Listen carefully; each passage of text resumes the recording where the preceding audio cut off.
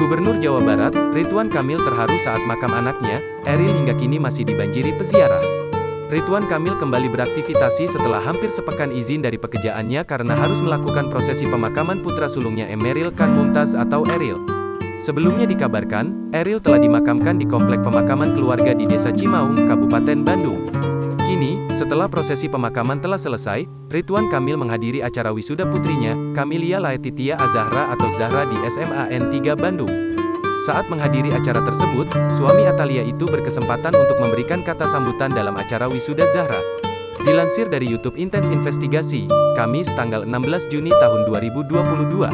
Ridwan Kamil mengatakan bahwa dirinya dan keluarga termasuk Zahra kini sudah tak merasa sedih lagi. Dengan menyambut wisuda putrinya, Zahra Ridwan Kamil mengaku bahwa ia sebagai orang tua merasa sangat bahagia. "Saya sekarang sudah nggak sedih, jadwal sedihnya sudah lewat, hari ini kami orang tua yang bahagia," ungkap Ridwan Kamil dikutip tribunstyle.com, Kamis, tanggal 16 Juni tahun 2022. Kini ia menyadari bahwa putra sulungnya bukan hanya milik keluarga, melainkan milik masyarakat. Dengan bertabur kebaikan yang selama ini ditanam oleh Eril membuat warga hingga kini tetap ada yang berziarah ke makam Eril.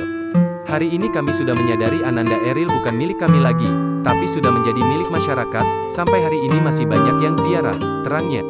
Mengingat kebaikan yang dilakukan Eril semasa hidupnya, Ridwan Kamil mengingatkan untuk selalu bertabur kebaikan.